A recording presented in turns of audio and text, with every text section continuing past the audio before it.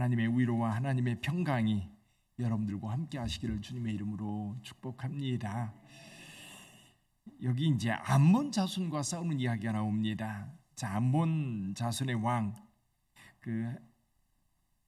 나하스가 죽었습니다. 그리고 한운이 대신하여 왕이 돼서 다윗이 이 한운에게 아버지 나하스의 죽음에 대해서 조문객을 보냅니다. 이게 좋은 뜻으로 보낸 거예요. 좋은 뜻으로. 근데 사실 다윗과 암몬과 이스라엘 사실 좋은 관계가 아니거든요. 근데 예를 들면 이런 거예요. 여러분 암몬 사람 나하스가 이스라엘 동쪽편 가치파 지역을 치고 싸우려 할 때에 그때 누가 도와줘요? 사울이 도와줍니다. 사울이 가서 이 암몬 자손을 물리치고 이스라엘 백성들을 구원한 사건이 있었습니다. 그 이후에 이 암몬과 이스라엘은 적대 관계에 있는 거예요. 적대 관계에 있다 보니까 사실 다윗과 나하스가 친하다? 좀 이해가 안 되는 일이지요. 근데 이제 좀 다른 각도로 생각해 보면 이 사울하고 나하스는 원수지간이지만 사실 사울과 다윗도 또한 원수지간이에요. 사울이 계속해서 다윗을 쫓아다니면서 죽이려고 하니까 그러다 보니까 자연스럽게 나하스는 다윗을 동정하지 않았을까. 또 나중에 사울이 죽었을 때에도 이 사울의 아들 이스보셋이 이스라엘의 왕이 됩니다. 그리고 저 남쪽 한 곳에 이제 유다 지파의 왕으로 다윗이 세워지게 되지요. 그러니까 이스보셋과 나하스 역시 적대적 관계를 유지하고 있었을 거예요. 그런 반면에 저 남쪽에 있는 유다와는 적대적 관계보다는 조금 서로 좋은 관계를 유지하지 않았을까. 그래서 그런지요 8장에 보면 블레셋, 에돔, 모압, 아람 주변에 있는 여러 나라들과 전쟁을 하는데 암몬만 빠져 있어요. 8장에 주변에 여러 나라들이 있어서 그 나라들 계속해서 다윗이 점령해 가는데 암몬과는 전쟁을 하지 않습니다. 그 내용이 오늘 본문에 기록되어 있는 거죠. 그래서 다윗은 좋은 뜻으로 조문객을 보냈는데 이 한운의 신하들이 이렇게 조언을 합니다. 다윗이 그냥 보낸 게 아니다. 우리나라를 점령하려고 지금 그 정탐객들을 보낸 거다. 그러니까 한운이 그 사람의 그 신하들의 이야기를 듣고 이스라엘에서 다윗이 보낸 조문객들을 이 모욕해서 보냅니다. 수염을 절반 자르고 이 바지 옷을 엉덩이까지 찢어서 돌려 보냅니다. 그래서 이 사람들이 너무너무 부끄럽고 창피한 완전히 모욕을 준 거지요. 그래서 여리고에서 수염이 자르기까지 있다가 돌아와라 이렇게 다윗이 말합니다.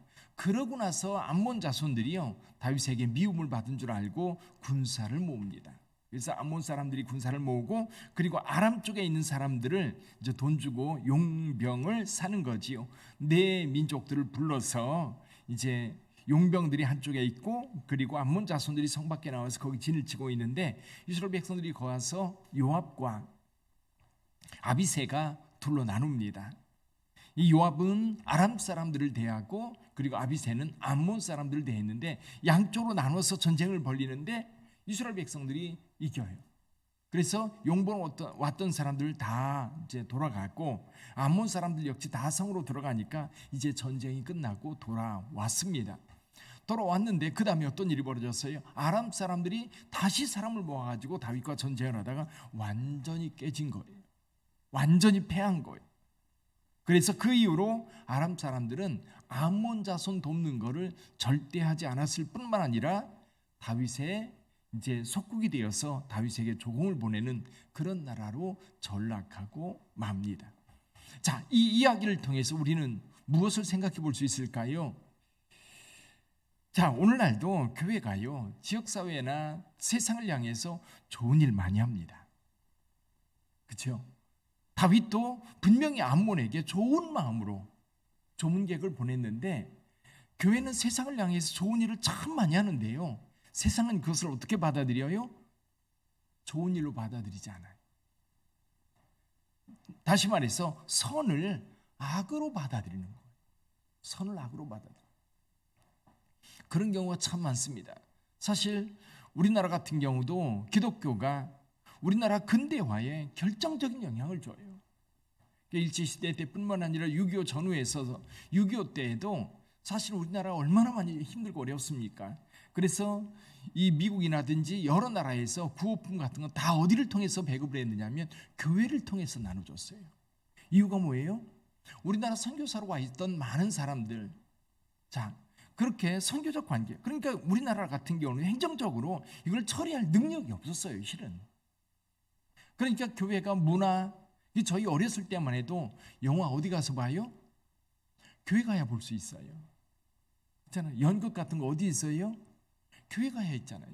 성탄절 돼서 교회에서 성탄절 때 연극이라도 해보고 그거 보면서 동네 사람이 박수 치면서 재밌어하고 즐거웠던 것, 문화나 교육 같은 경우도 실 한국에 있는 교육기관, 초창기 교육기관이요 다 기독교예요.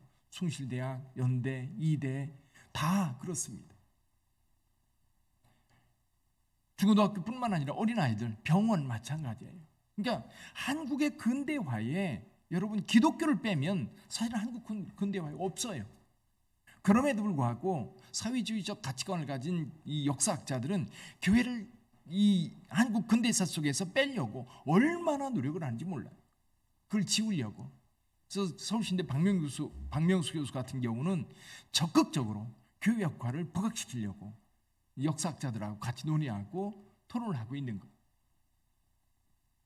사실을 왜곡하는 거예요. 선한 일은 선한 일로 받아들여야 돼요. 그래서 요즘도 지금 이제 기독교 학교에 사회 이사를 파송해야 된다고 지금 해가지고 사학 개혁 사학 개정을 한다고, 사학법 개정을 한다고 하는데 그 사학법 개정이 뭐냐면 기독교 흔적을 지우려고 하는 거예요. 기독교적 가치관을 가지고 세운 학교 말고 다른 가치관들, 다른 불교나 다른 어떤 사회적 기관이 세운 학교 많지 않거든요. 건전하게 사회 국가의 인재를 양성하는 기독교 사학단체들, 이거를 다 이렇게 지우려고 하는 것이 오늘 우리 사회의 모습인 거예요. 선을 악으로 갚아요. 다윗은 이것에 대해서 징계하지요. 그렇죠? 단단하게 징계합니다. 그래서 암몬을 놓았던 아람 아주 철저하게 물리쳐서 더 이상 이 다윗을 향해서, 이스라엘 향해서 이제 다른 마음 품지 못하도록 철저하게 징계를 합니다. 근데 오늘날 기독교는 징계하지 않습니다. 대적하지 않아요. 그러니까 선을 악으로 갚았는데 그들이 악으로 왔잖아요. 그럴 때 교회는 어떻게 해요? 악으로 갚지 않아요. 오히려 그들을 위해서 기도하고 오히려 이 사회가 잘 되도록 여전히 나라와 민족을 위해서 기도하는 곳이 어디예요? 교회. 이해가 되십니까? 그렇게 해서 교회가 역사를 이끌어 왔던 거예요. 그렇게 해서 물론 기독교가 이 역사를 이렇게 이어오면서 정치와 결탁하면 그때부터는 교회는 타락합니다. 정치와 결탁하는 게 아니라 교회는 교회 본연의 사역에 집중하면 그 교회가 사회를 살리는 거예요. 영혼을 살리는 거예요. 그래서 여러분, 여기 이 암몬 자손들이 선을 악으로 갚는 모습을 보면서 오늘 우리 시대와 동일한 그런 모습을 발견하게 되는 거죠. 그럼에도 불구하고요, 예수께서 우리에게 보여주신 것은 뭐예요? 자기를 십자가에 못 박은 이 군인들을 향해서 뭐라고 얘기해요? 저들이 하는 일을 알지 못한다는 겁니다. 그러면서 그들의 죄를 용서해 달라고 기도하고 있어요. 사탄의 역사예요. 사탄의 역사. 저와 여러분 이걸 선으로 이겨야 됩니다. 선으로. 기독교는, 다윗은 무력을 통해서 그들에게 응징했지만 오늘날 예수를 믿는 교회는 이 악으로 갚는 게 아니라 오히려 악을 선으로 갚아 이겨야 합니다. 그래서 오늘날도 저와 여러분들이 기도하면서 기독교가 왜 이렇게 힘이 없어? 힘이 없다고 얘기할 게 아니라 교회는 본질을 찾아가야 돼요. 성도들 마찬가지예요. 힘으로 뭔가를 이기려고 하면 오히려 하나님께서 그걸 좋아하지 않으세요. 오히려 선으로, 오히려 복음 전도로, 오히려 그들을 위해서 기도함으로 교회가 세상을 이겨야 되는 거지. 그래서 우리 빛된 교회 지역사회를 섬기고 또 교회를 향해서 악을 행하는 사람들, 그래서 이번에 교회 건축을 하면서도 민원을 내는 사람들을 생각해 봐요. 그들을 저주하고 미워할 게 아니라 오히려 하나님, 저들이 예수 믿게 하여 주옵소서. 오히려 그런 기회에 교회가 어떻게 대응하느냐, 그것에 따라서 오히려 그들의 마음이 달라질 수 있고요. 또 성령이 역사하셔요. 우리가 나서서 싸우는 게 아니라 성령님께서 그들의 마음을 어루만져 주시고 오히려 예수를 믿는 믿음이 어떤 것인지 그들로 하여금 알게 하는 계기가 되는 거죠. 하나님께서 그렇게 선으로 나아가는 교회를, 그리고 선을 따라 살려고 하는, 하나님의 말씀을 따라 살려고 하는 성도들을 오늘도 주께서 성령으로 함께 하실 줄 믿습니다. 기도하겠습니다.